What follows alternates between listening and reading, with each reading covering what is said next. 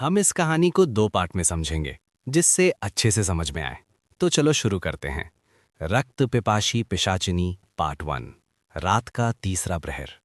जब घड़ी की सुई 2 और 3 के बीच रुक रुक कर सांस लेती है, जब हवा में एक अजीब सी नमी घुल जाती है, और जब पेड़ों के पत्ते बिना हवा के भी हिलने लगते हैं, कहते हैं इसी वक्त जगती है एक ऐसी शक्ति जो न पूरी तरह जीवित है, न पूरी तरह मृत्यु को प्राप्त। उसका नाम है रक्त पिपाशी पिशाचिनी। खूनी रातों की कहानियां में आज हम उस अंधेरी शक्ति का पर्दा उठाएंगे, जिसका जिक्र पुराणों में मिलता है, जिसकी कहानियां गांव के बुजुर्ग धीमी आवाज में सुनाते थे, और जिसका नाम लेते ही लोग दिया जलाकर भगवान को याद करते थे। लेकिन याद रखिए, ये कहानी है विश्वास की, लोक कथाओं की, और उन अंधेरे ख्यालों की जो इंसान के डर से जन्म लेते हैं। पिशाच और प्रेत योनि का रहस्य। हिंदू पुराणों में एक शब्द मिलता है पिशाच। गरुड़ पुराण और कुछ प्राचीन ग्रंथों में उनका वर्णन है। ये ऐसे प्राणियों का वर्ग माना गया जो मृत्यु के बाद शांति न पा सके, न स्वर्ग न नरक, बस एक बेचैन अवस्था, जिसे कहते हैं प्रेत योनि। और जब एक आत्मा इस अवस्था में अत्यधिक क्रोध, दर्द या अधूरी इच्छा लेकर अटक जाती है, तो उसका रूप बदल जाता है। कुछ आत्माएं चुपचाप भटकती हैं, कुछ सिर्फ देखते रहती हैं, और कुछ खून की प्यास लेकर लौटती हैं। उन्हें कहा गया रक्त पिपाशी पिशाचिनी। कैसे जन्म लेती है रक्त पिपाशी? लोक कथाओं के मुताबिक रक्त पिपाशी कोई जन्म से राक्षसी नहीं होती। वो कभी इंसान थी, एक स्त्री, एक जीवित शरीर, एक धड़कता हुआ दिल। कहते हैं अगर किसी स्त्री की मृत्यु अत्यधिक अन्याय, धोखे या अत्याचार के कारण हो, और उसकी अंतिम क्रिया शुद्ध विधि से ना की जाए, तो उसका क्रोध शांत नहीं होता, उसका रूप बदल जाता है। वही क्रोध, वही अधूरी इच्छा, वही बेचैन ऊर्जा उसे बदल देती है एक रक्त पिपाशी में। कुछ कथाओं में लिखा है युद्ध भूमि में बहते रक्त की ऊर्जा भी कुछ आत्माओं को बांध लेती थी। खून धरती में समा जाता था, लेकिन उसकी गर्मी, उसका रोष हवा में घुल जाता था, और जो आत्मा उस ऊर्जा से चिपक जाती, वो धीरे धीरे रक्त पिपाशी रूप ले लेती। दो चेहरे, मोह और मौत। रक्त पिपाशी का रूप कभी एक जैसा नहीं होता। लोक विश्वास के मुताबिक उसके दो चेहरे होते हैं। पहला चेहरा मोह का। वो असाधारण सुंदर दिखती है, लाल या काली साड़ी में, बड़ी आंखें, हल्की सी मुस्कान। उसकी आवाज में एक नरमी होती है, जैसे कोई पुरानी याद बुला रही हो। लेकिन उसकी आंखों में एक अजीब सी चमक होती है, जैसे अंधेरे में जलता हुआ लाल अंगारा। और फिर आता है दूसरा चेहरा, असली रूप। सफेद पड़ चुका चेहरा, होठों पर लहू की लाली, लंबे दांत, खुले बाल, नाखून पंजों जैसे तेज। उस वक्त वो सुंदरता नहीं, सिर्फ भूख होती है। शक्तियां। क्या कर सकती है रक्त पिपाशी?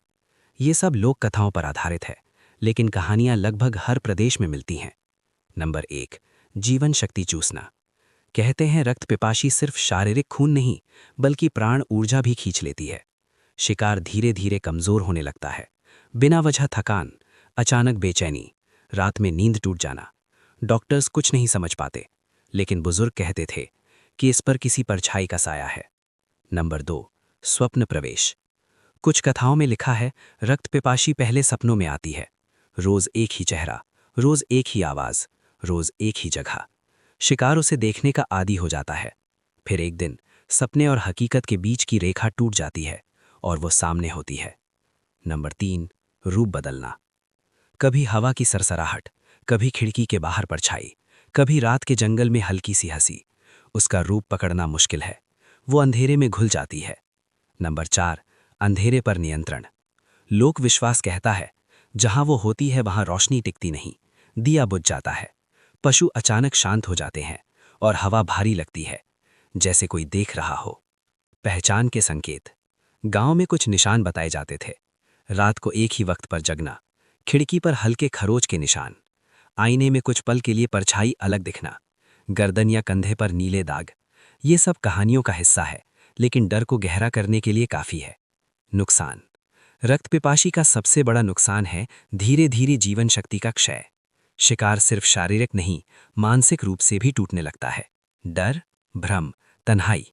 कुछ कथाओं में आकस्मिक मृत्यु तक का जिक्र मिलता है। इसीलिए पुराने लोग रात में वीराने रास्ते पर अकेला नहीं चलते थे। खुश करना। असल अर्थ यहाँ पर एक बहुत जरूरी बात है। लोक कथाओं में खुश करने का मतलब उसे बुलाना या नियंत्रण करना नहीं था। इसका मतलब था उस आत्मा को शांति देना, दीपदान करना, प्रार्थना करना, शांति पट करना, पिंडदान करना। मान्यता थी अगर आत्मा को मुक्ति मिल जाए तो वो रक्तपिपाची रूप छोड़ देती है। ये डर को समाप्त करने का प्रतीक था। कुछ प्राचीन तांत्रिक कथाओं में लिखा है जो व्यक्ति अपने अंधेरे से लड़कर उसे जीत ले उसे ज्ञान मिलता है। ये शायद एक सिंबॉलिक बात थी। रक्तपिपाशी बाहर की शक्ति कम, अंदर के अंधेरे का रूप ज्यादा हो सकती है। दबाया हुआ क्रोध, अधूरा दर्द, अन्याय की आग। जब इंसान उसे शांत करता है वो खुद को आजाद करता है। मनोवैज्ञानिक अर्थ आधुनिक दृष्टि से देखें तो रक्तपिपाशी शायद प्रतीक है ट्रॉमा का, विश्वासघात का, अपराध बोध का, या उन यादों का जो रात को सोने नहीं देती। खून की प्यास शायद बदले का रूप हो और अंधेरा डर का। लेकिन कहानी यहीं खत्म नहीं होती, क्योंकि भारत के अलग अलग प्रदेशों में रक्तपिपाशी की कहानियां और भी ज्यादा डरावनी हैं। कहीं वो शमशान की रानी है, कहीं जंगल की राक्षसी, और कहीं एक ऐसी हंसी जो रात के सन्नाटे को चीर देती है। अगले हिस्से में हम जानेंगे कुछ प्राचीन गांवों की असली लोक कथाएं, उन घटनाओं के बारे में जहां लोगों ने दावा किया कि रक्तपिपाशी ने उनके जीवन को छू लिया था, और साथ ही कैसे कुछ लोगों ने कहा कि उन्होंने उस अंधेरे से बचने का रास्ता भी पाया। लेकिन वो कहानी अभी शेष है। ये थी रक्तपिपाशी पिशाचिनी पार्ट 1। अगर आप तैयार हो तो अंधेरे का अगला पर्दा हम पार्ट 2 में उठाएंगे। खूनी रातों की कहानियां। रात अभी बाकी है और अंधेरा अभी पूरी तरह खुरा नहीं। पार्ट 1 में हमने जाना रक्तपिपाशी का जन्म कैसे होता है, उसका रूप क्या होता है, और वो कैसे धीरे धीरे अपनी उपस्थिति महसूस करवाती है। लेकिन भारत की लोक कथाएं यहीं नहीं रुकती। कहते हैं हर प्रदेश में उसका अलग रूप है, अलग नाम, अलग कहानी, लेकिन प्यास एक ही, रक्त की। पुराने बंगाल की कथाओं में एक शब्द मिलता है रक्त पियासी। कहते हैं एक गांव था जो घने जंगल से घिरा हुआ था। रात को लोग जल्दी घर बंद कर लेते थे, क्योंकि तीसरे प्रहर के बाद गांव के किनारे से एक हल्की सी हंसी सुनाई देती थी। एक जवान किसान अचानक कमजोर होने लगा। दिन में ठीक, लेकिन रात में पसीना, बेचैनी और सपने। हर सपने में एक ही चेहरा, लाल साड़ी, गहरी आंखें, और एक ही सवाल, तुम मुझे पहचानते हो? कुछ हफ्तों में वो किसान इतना कमजोर हो गया जैसे उसकी जान धीरे धीरे निकल रही हो। गांव के बुजुर्ग ने कहा ये रक्त पियासी का साया है। उन्होंने क्या किया? न कोई काला जादू, न कोई बुलावा, सिर्फ गांव के पुरखों के नाम से दिया जलाया और उस स्त्री के लिए प्रार्थना की कि अगर वो अन्याय की शिकार थी तो उसे शांति मिले। कहते हैं उस रात के बाद हंसी बंद हो गई और किसान धीरे धीरे ठीक होने लगा। राजस्थान की रात की रानी। राजस्थान के वीराने इलाकों में कहानी मिलती है। एक पुरानी हवेली जहां एक दुल्हन की शादी के कुछ दिन बाद ही रहस्यमय मृत्यु हो गई थी। लोग कहते हैं उसकी आंखों में बदले की आग थी। रात में सफेद घाघरा में एक स्त्री दीवार पर चलती दिखती थी। जो भी जवान आदमी उस हवेली में अकेला रुका सुबह बीमार मिलता। हवेली को बंद कर दिया गया। सालों बाद एक संत वहां रुक गया। लोगों ने मना किया। संत ने बस एक बात कही, डर उसे बल देता है, दया उसे शांति देती है। उसने पूरी रात ध्यान किया। सुबह तक कोई घटना नहीं हुई। कहते हैं उस रात के बाद हवेली में किसी ने उसे नहीं देखा। महाराष्ट्र की जंगल कथा। सह्याद्री के जंगल में कहानी मिलती है। शिकारियों का एक ग्रुप रात में जंगल में रुक गया। अचानक एक साथी ने कहा, तुम लोगों ने उस आवाज को सुना? हल्की सी हंसी, फिर पेड़ों के बीच लाल रोशनी। एक शिकारी अगले दिन कमजोर मिला। उसकी गर्दन पर 2 गहरे निशान। वो बच गया, लेकिन उसने कहा वो पहले सपने में आई थी। ये कहानियां सच हैं या डर की पैदावार, कोई नहीं जानता। हर प्रदेश में कुछ न कुछ परंपरा मिलती है, लेकिन याद रखो ये सब लोक विश्वास हैं। कुछ लोग कहते थे रात में अकेला ना निकलो, शमशान और वीराने में हंसना मना है। अचानक किसी अनजान स्त्री का पीछा ना करो। अगर सपने बार बार आए तो किसी बुजुर्ग से बात करो। सबसे बड़ा बचाव था मन को मजबूत रखना। कहते थे रक्तपिपाशी कमजोर और डर से भरे मन पर जल्दी असर करती है।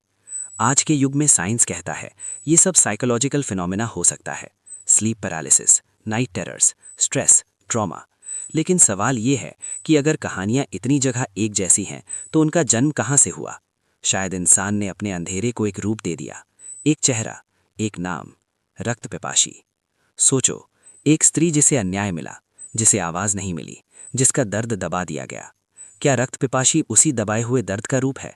खून की प्यास शायद बदले की प्यास हो, और अंधेरा घूमना शायद समाज के अंधेरे को दिखाता हो। हर कहानी के पीछे एक सच होता है, और हर डर के पीछे एक दर्द। लोक कथाओं में एक बात बार बार आती है, अगर उस आत्मा को शांति मिल जाए तो वो बदल जाती है। ये शायद ये बताने का तरीका था कि डर से नहीं, संवेदना से अंधेरा कम होता है। अगर अन्याय हो तो उसे सुधारो, अगर दर्द हो तो उसे सुनो, वरना वही दर्द रात में लौट कर आता है। रक्त पिपाशी पिशाचिनी, क्या वो सच में जंगल में घूमती है या सिर्फ कहानियों में? क्या वो खून पीती है या सिर्फ हमारे डर को? हो सकता है वो कभी किसी अंधेरी गली में हो, या हो सकता है वो सिर्फ इंसान के मन के अंधेरे का प्रतीक हो। लेकिन एक बात पक्की है, जब रात का तीसरा प्रहर होता है और हवा अचानक भारी लगने लगती है, तो कहीं ना कहीं कोई पुरानी कहानी फिर से जिंदा हो जाती है।